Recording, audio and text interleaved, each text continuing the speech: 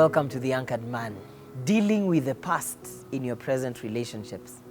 Do you know that your past can actually show up in your present relationships, and it can sometimes work against the beautiful thing that you're trying to build? And if you've been following this trail of thought, we've been really gearing ourselves up towards openness and vulnerability in relationships and marriage. Sometimes when we have not dealt with our past, it has the potential of showing up in our future and causing havoc. And some of the things we need to ask ourselves is, when we think about our past, are there some past hurts and wounds that we have been through, and how are they affecting the person we are growing to be? Number two, are there past mistakes that we made that are playing in part on the person and people we are growing up to be? Number three, what are some decisions you took or made in the past that are in a significant way influencing who you are today? Past hurts, past wounds. What was your relationship with your parents like? What did you repeatedly hear your mom say to you? And how is that affecting your relationship today? In a small group that I'm with a number of friends, all of us married, and we call it just these marriage support groups.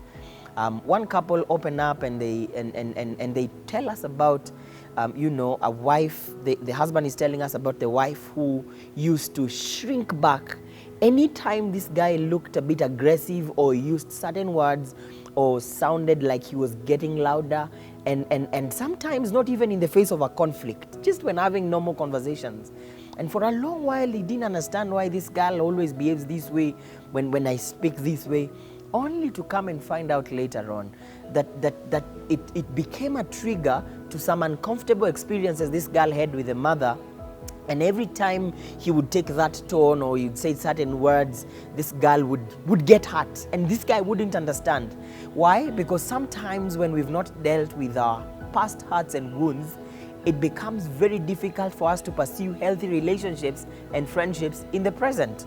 You see, those of us that have gone through abuse in the past, it influences how we see men or women. Some of us, we never feel safe. Those of us that have gone through hurt, in the sense that we were in relationships before and someone cheated on us with another person, and we know how that trail went on.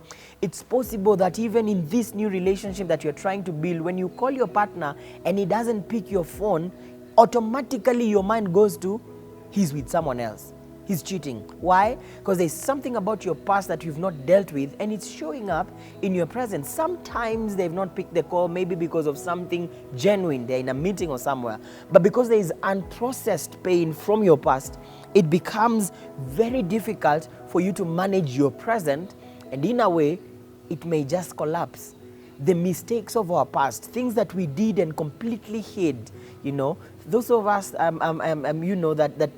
did things. I had a friend who said to me that, she aborted at some point, and she's not sure what this means to her future.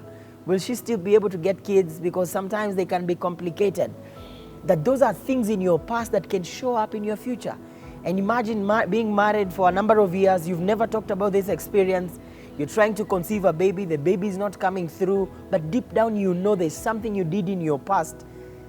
And because you've never talked about it, now it's a bigger mountain, you see?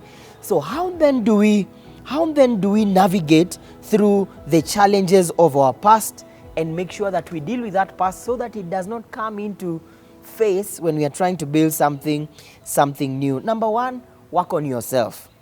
What does that look like? That you need to realize that the responsibility of growing out of your pains and the mistakes of your past is squarely on you. So working on yourself would mean that you take the intentional decision of going back and asking yourself, are there things from my past that are still at play in my present?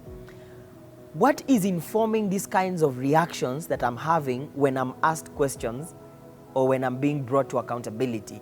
You see, the work is on yourself. Work on yourself. Take the responsibility of building you. This is why your time as a single person is not just for fun and for walking around and for having a good time and for trisex mjari boot, trying this one, dropping this one. This is the time you discover yourself. This is the time you ask yourself the tough questions. This is the time, if you have parents, you sit down with them and ask your mom, how was I like as a baby? Now, I was home recently, and these are some of the things I was asking my mom. What was I like as a child? Tell me some uncomfortable things about my childhood that I've never known. Because I'm trying to know the things about my past that would come at play in the growth of my marriage. And I'm finding out so many things about my don't care attitude sometimes, and and how uncomfortable I get when I have to keep on telling what I've been up to. And there are things about my past that are influencing that kind of reaction in the present day. Number 2, ask questions instead of making assumptions.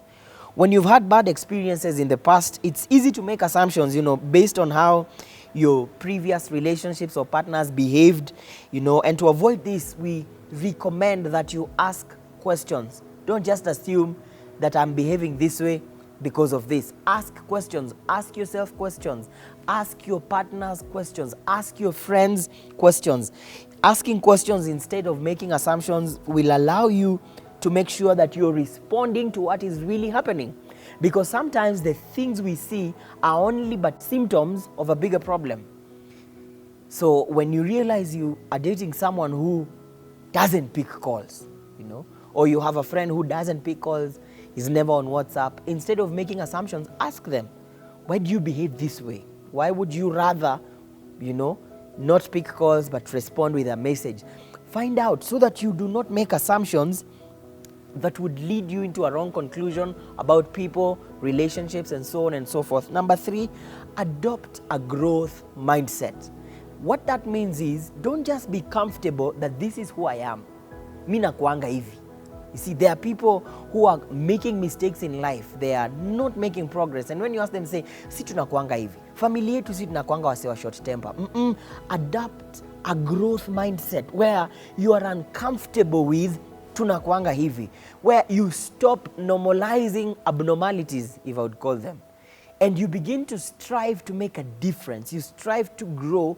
You strive to be a better friend. You strive to be a better partner, to your spouse, and so on and so forth. Adopt a growth mindset.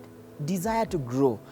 I grew up and I came from a family where we never really took any special interest on special days, at birthdays, anniversaries. As a child, I barely remember ever celebrating birthdays. I celebrated my first birthday, I think when I was 21, and I was already in campus. And it was never a big deal. It's your birthday today. Nobody cares. We just go through life. In the evening, someone will remember and say happy birthday, or we will never remember. You see? Yet, as we kept on going, I came and I married someone who came from a family where they value those things. Birthdays are a big deal. Valentine's, we receive messages from parents. And then here I am, and there's a conflict. She has an expectation I'm not meeting. So do I say, this is who I am, deal with it? Sometimes there's no harm in growing and becoming a better person and learning to say, it's your birthday, I bought you some flowers, happy birthday. Adopt a growth mindset. Don't just sit in dysfunctions and say, this is who I am, cop around it. Thank you always for watching The Anchored Man. Let's know in the comment section how this is impacting you. If you have any questions or any topics you think we can cover, and see you on our next episodes.